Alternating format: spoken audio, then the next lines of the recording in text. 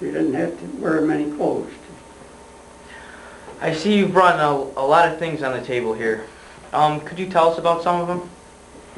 Well, this one here is a piece of, in England we were at Zeals. The English shot down a German bomber. And our outfit stood guard while they recovered the 4 bodies from this plane. And during that I picked up this piece of this plane,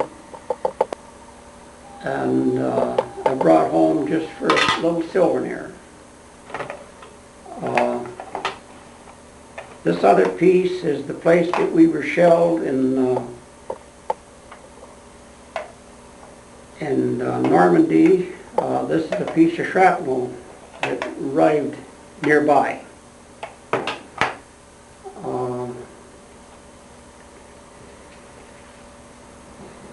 At our airstrip in, well, I'm going to name, this is a picture of my captain. His name is Captain Robertson, James Robertson.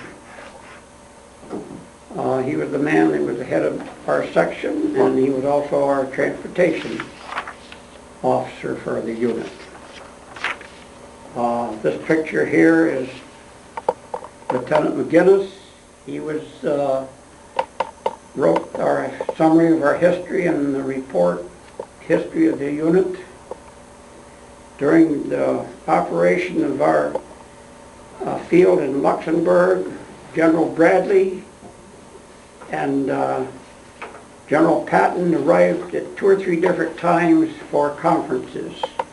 And this is a picture of them on our runway in in Luxembourg. And that is the single picture at the same time of General Patton. When we went into France, each man was issued a booklet on a pocket guide to France. Every man that was on the invasion was issued one of these books. It gives you on the back cover a little French, but nobody did that. It tells you in the book what to expect while you're going to France and what you're going for and what the people would be like.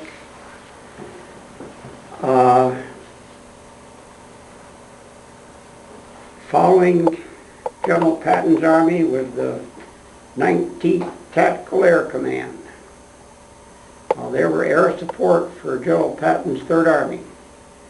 Our unit was attached to that, and this is a little bit of a history in this book that was issued before we came home, that was issued to all members of our outfit, and I preserved mine.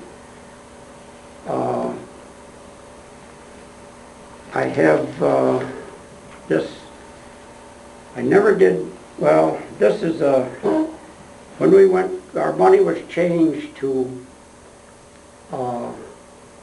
what we called invasion money. This was a German mark.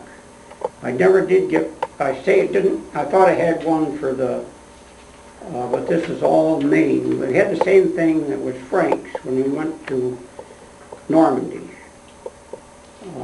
But it was made the same type on those little pieces of paper. Our money was exchanged at the port of embarkation when we went all these places. Let's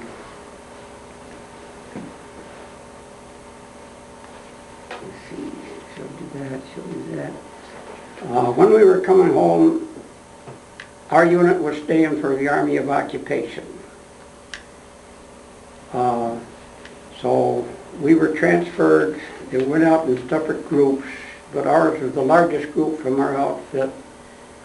Our outfit, as I stated, had 264 enlisted men and 11 officers. There was times when we were in Normandy that we had above this number because they transferred in their own air control officers for a short period of time, because they were more used to their units and that was their specialty. When we were ready to come home, as they transferred into the 204th Automatic Weapons Battalion. We were sent from Wiesbaden, where our outfit was located at Y80. We went to Cologne, which was a German, it had been a German place. There was a hospital in the place. There was the barracks that we were put in. There was another building, plus there was a warehouse. In this warehouse they had many German uniforms. I cut these off, and some of those uniforms just as a little souvenir. It shows the swastika that I'm not proud of, but it's a souvenir. From there we were in Cologne about a month, from the 12th to about the 12th of November. There we were put on trains, and these will show, I am in this picture here, that's me right there. And again, in this picture here, it shows the boxcars that we rode 3 days and 2 nights to arrive in Le Havre. They would stop the train for a rest call every few hours. We would stop the train late in the day, and they had points out that they'd serve us a hot meal. And we went on. We arrived in Le Havre on the 19th of November, or no, not on the 19th. Before the 19th, we were there about 5 days, and Camp Philip Morris. That was more or less just to get us ready to be prepared to join the boat. We were put on the USS Monticello, which was an Italian ship that had been taken over. It was built by the Italians in 1928. The Americans took it over and used it for a troop ship. There was nearly 77,000 men aboard, plus 600 and something that's listed somewhere of how many personnel was run by the Coast Guard. We were on this boat we sailed the morning of the 19th of November. That evening the sea started to get a little rough, and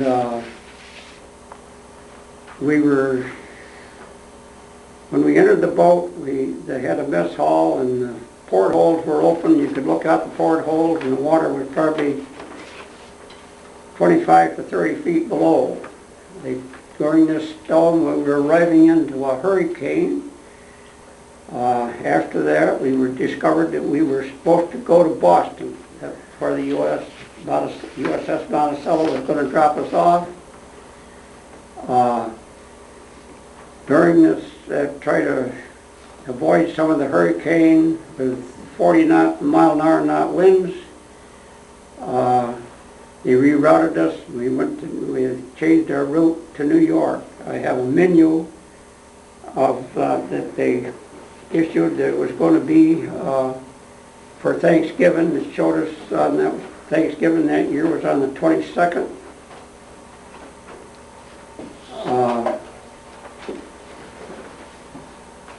I made just a copy. I have the original, but it isn't in very good shape. This is the menu. It says here, en route Le Havre, France to Boston, Massachusetts, USA.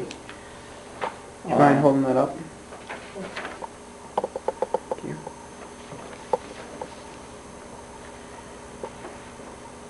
This is the diagram of the USS Monticello. This is our menu for that day.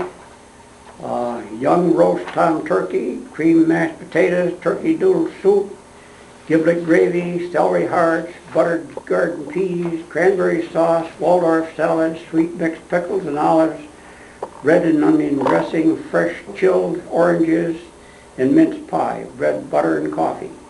22nd of November, 1945. Most of us made that. There was a few that were still seasick. I never did get seasick.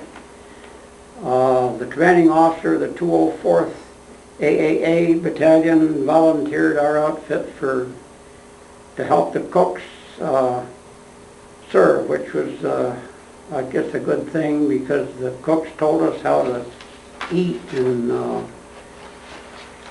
said that you can come here to the galley and get what food, or you don't drink a lot of liquid. Eat solid food, and I never did get seasick. We went through storms for about 3 days, and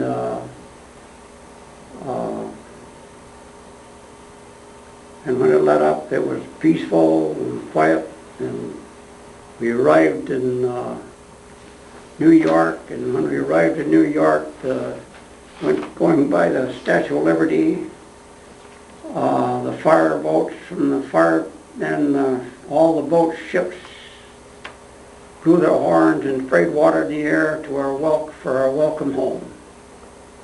They took us, the USS Monticello went up the Hudson River, and we were taken off by ferry to Camp Shakes. Camp Shakes was the base that our outfit used as a port of embarkation when we were going overseas 2.5 years before that. You said most of the times you actually got to eat hot meals, but on a few occasions you ate sea rations. Right. Can you tell me a little about those? Well, What'd you get? there were little cans of pork and beans that you opened, corned beef hash, let's see, what were some of the others? Probably the best part out of them was the pork and beans. The hash we never enjoyed too well. They had some biscuits in there, and of course they had a chocolate bar. That was the best part of all. The highlight of it all. Out of everything, were there any certain experiences that left the greatest impressions on you? I think maybe, I think crossing the channel and walking up Omaha Beach. Probably that's the biggest impression in my mind. What do you remember about the camaraderie of your unit?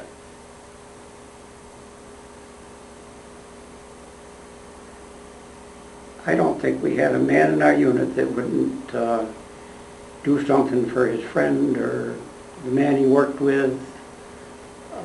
I don't think there was a man there that disliked anybody. Must have been a great group of guys. Do you think that in a sense increased the sense of not wanting to let one another down? I believe so. I believe so. We knew what our job was. Each man knew what he could do, and he'd been to school for it. And a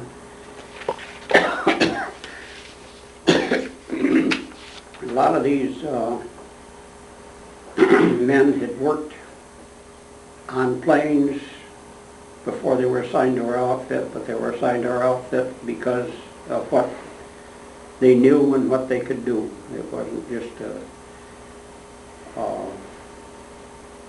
every man had his serial or occupation number, and like a clerk, mine was a 405 clerk.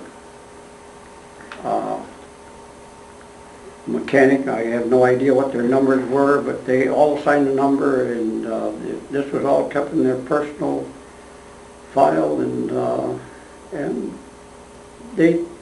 most of them were signed by recommendation too. Servicemen are understandably proud after going through an experience such as these. Have these experiences changed you as a person?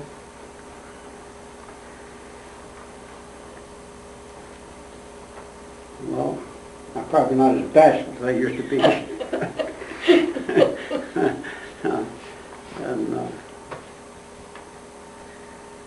When you found out it was time for you to go home, what was the first thing that popped into your head?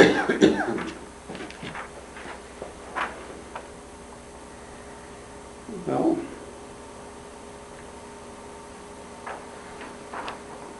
I guess it's time. I guess I've been there 2.5 years, and there's one thing I forgot to bring, What's that?